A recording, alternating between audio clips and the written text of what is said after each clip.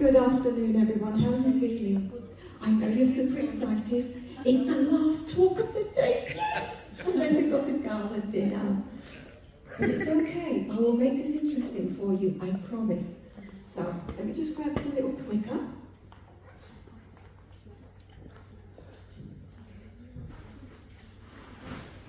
Okay, we've got that sorted. So, my name is Sandra Silva. I'm a neuro-linguistic programming coach, trainer, practitioner, as well as an emotional coach, emotional intelligence coach, mindset mentor, and very much a well-being advocate. It's so important that we look at internal and external environment, what's going on in work, what's going on within ourselves, in order to create. How's that really work? It's getting there. We'll warm it up a little bit. So I'd like you to ask yourselves these questions. What comes to mind when you hear the word communication? What do you believe are the biggest challenges in effective communication today? And how do you think emotional intelligence impacts the way we communicate and understand others? Can you ladies back there see the screen okay? Yeah? We are surrounded by digital information, external noise everywhere we go, everywhere from the morning to night. And there's always constant disruptors. But it's always a communication. There is information coming into us all the time. And it's how we deal with that information, some of it being positive communication, some of it being less than positive communication. Some of the biggest challenges we face, and one of them is digital overload and the distractions. We're not hearing, we're not listening the information coming through. What is actually being communicated? What is that person saying to you? Oh, let's go back one. And then we've got the lack of active listening, cultural and language barriers, fear of conflict and disagreement. Sometimes we don't want to communicate our fears. But there's a ways. So I want to introduce to you a simple model which is called our model of communication. How our unconscious mind, this beautiful supercomputer we've all got, how can we utilize it for our advantage? Because that's what it's for, using it. Now, none of us got a user manual, we don't know how to use it. But there is information coming out on how we can take advantage and use it to our benefit to help us grow and communicate effectively. Just one option. Okay, so I'm going to run you through. We have events. What's going on outside of us, right here, right now? Events are happening all the time. And as those events are happening, like you're listening to me, there is that information going into you audibly. And then all your senses are taking on that information visually, auditory, kinesthetically, olfactory, and gustatory. You've also got things going on in your mind. You're thinking, do I need a bathroom break? Has my phone beeped? All of this is happening in your mind all at the same time. And all that is being fed into your unconscious mind. And as that goes through, keep going. So all the senses are being activated. Is it too hot in this room? Is it too cold in this room? Is my stomach grumbling? All that's happening. All the information is going through. Okay. Bear with us. And roughly 12 million bits of information are being received through our senses. That information gets deleted, distorted, or generalized. What does that mean? As the information is coming through, do I need to know this information? Is it going to serve me any purpose? Not really. We'll delete it. It will distort the information being received. For some people it'll be too hot, some people it'll be too cold.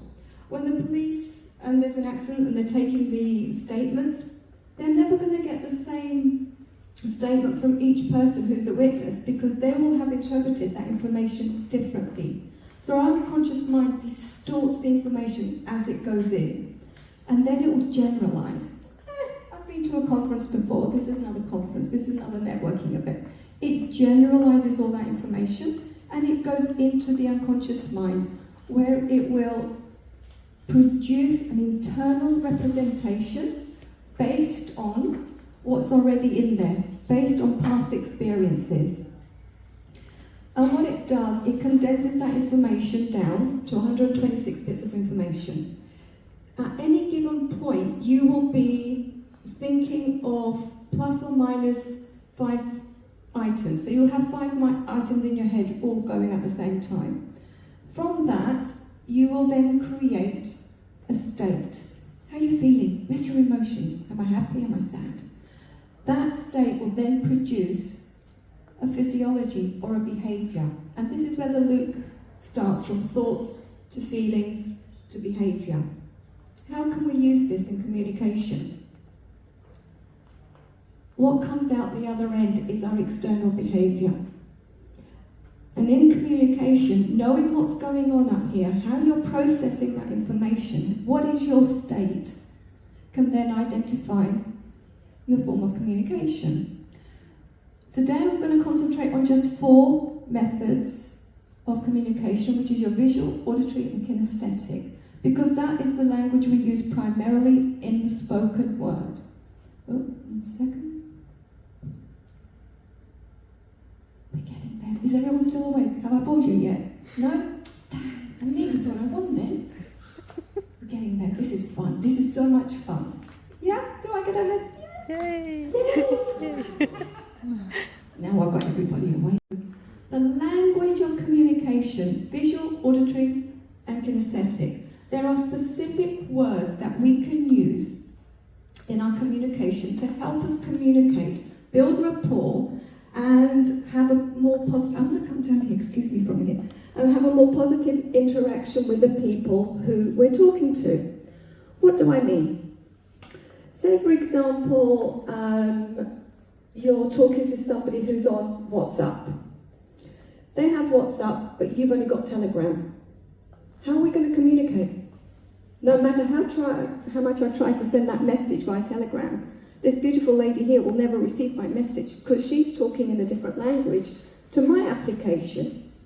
So when I'm speaking to someone, I try to understand what their language preference is, and whether it be visual, auditory or kinesthetic. And we can all learn this. This is the good news. You can all learn this, and you will in just a minute. So if somebody has a WhatsApp application, and I'm talking to them on WhatsApp, we communicate effectively. I will get my message across.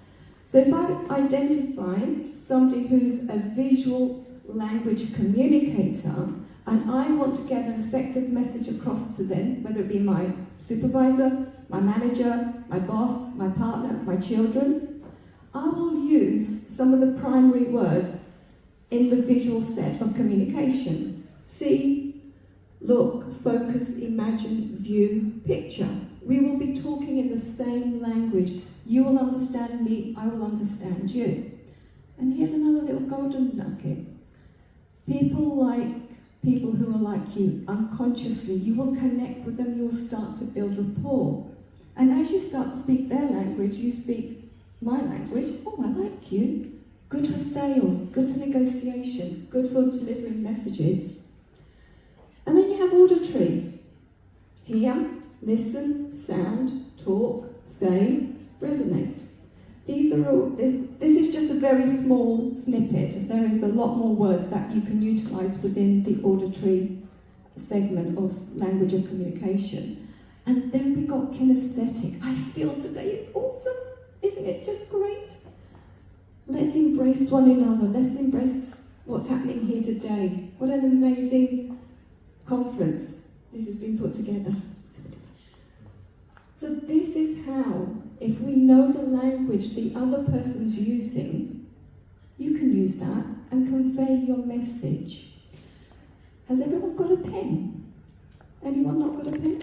Pen. Plenty of pets. We're going to find out what is your preferred method of communication. and how you can utilise it going forward. So just give me a second. Yes, success. It's brilliant in sales and negotiation. Who here is in sales? Gentlemen here. Negotiation. Imagine going into a meeting where you want this massive deal to come through or a contract, and you want a client to sign up. By you effective listening to the words they're using, they're an auditory person or they're a visual person, you can adapt your language to build rapport, to build trust, and get the team. Yeah. On the sales. So most of the times I feel when I have to do with people who's on sales, that they are more likely to impose their belief. And then you have people from marketing that they are doing what you are telling them. So I think He's great at this. yeah. I think that the sales are gradually gonna turn into clear marketing, because nowadays you can't really teach your idea on how the sales used to be. Because I mean, of all the schools that are on sales, on how to pass your idea. And now we are going in the other direction. When it comes to sell, I do always advise to sell authentically, to build the trust and the rapport. Don't sell something to someone that you wouldn't want to be on the receiving end. Be authentic in your sales as well. So I'm going to move on to emotional intelligence. Communication and emotional intelligence are connected. 1 second. Sorry. No. Okay, auditory digital is self-talk. It's when we're constantly analysing and going through scenarios in our head. It's the auditory, yeah.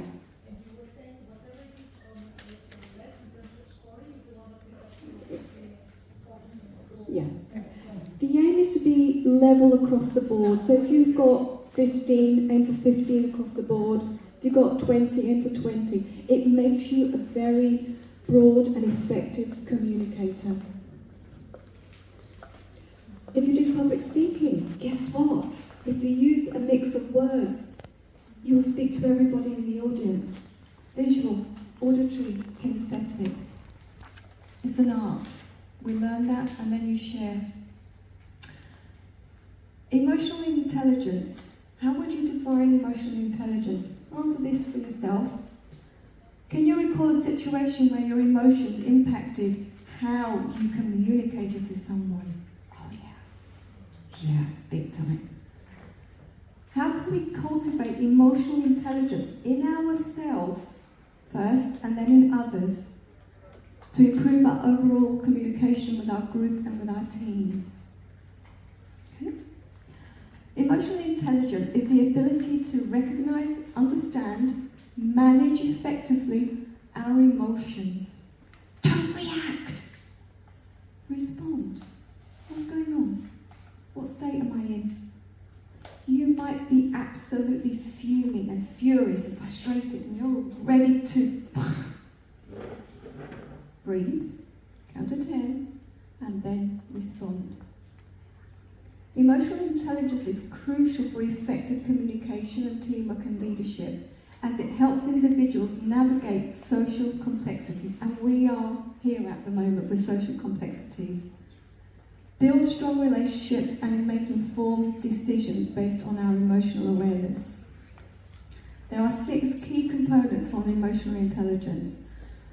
I'm not going to go through all of them, but I'm going to focus on one specifically. I'll read them out to you. Social skills, self-regulation, relationship management, self-motivation, self-awareness, and empathy.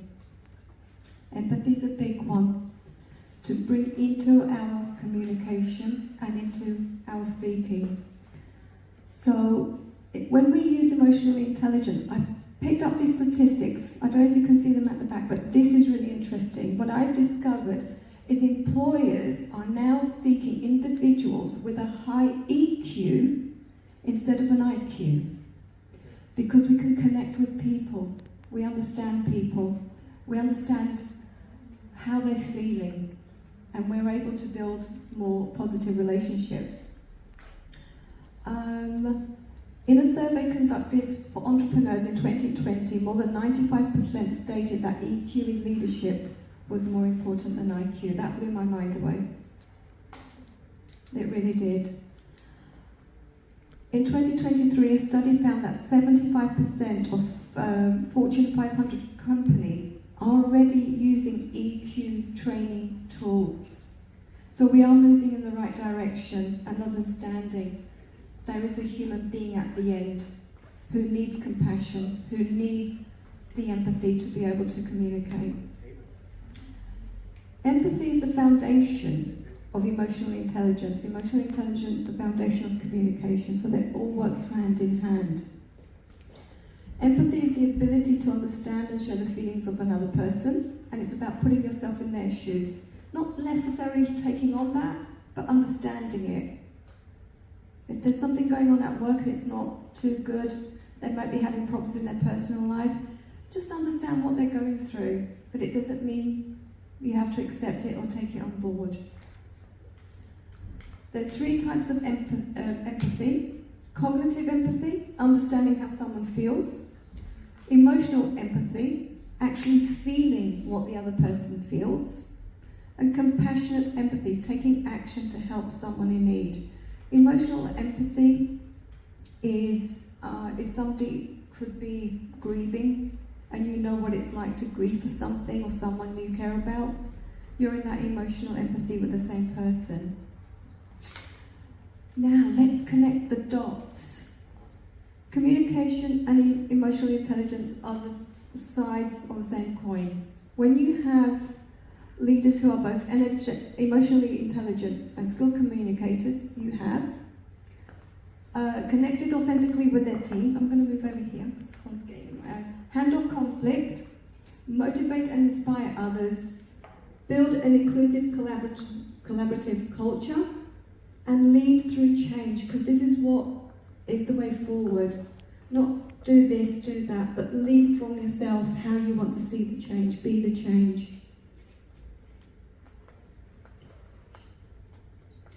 By connecting the dots between emotional intelligence and communication, leaders create the foundation of trust and empathy, and moving forward to build teams that are more effective, more productive, happy in the workplace, happy employees is the way forward.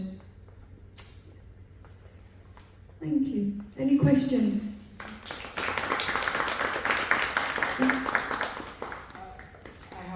Because this is Blowing your really mind? good. It's really good. I understand this, but there's a dimension perhaps that changes when you're dealing with people from another country who speak another language, who have different expressions to what we do in English.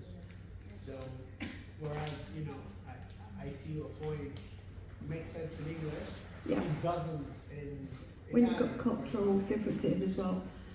It's learning a little bit more about the person, maybe about their culture, and understanding by listening to the way they speak, you'll be able to pick up the patterns. Language is a pattern, and in that pattern is how you would then utilize the words to speak back to them. Yeah, I would like to give an example. Yeah. Because what you say is resonating very much to me. I will give an example of what I once did. I worked on a park. Yeah. And I had a team of 20 people, all doing different elements of the park.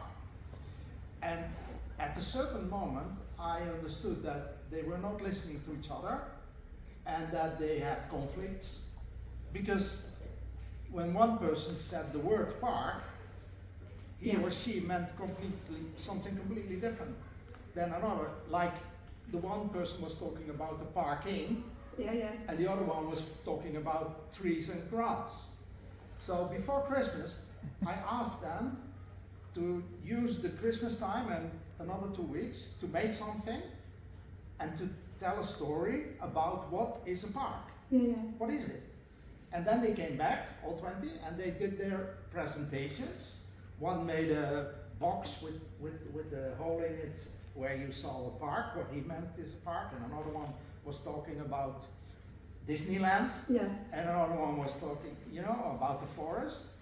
And then the nice thing was that they learned from each other what they meant with the word, but also the nice thing was that they started to understand each other more, and that in the future they could, when they were talking to each other and they had to solve a problem, they understood how the other person was thinking about the issue they were working on, and all the work became far more effective.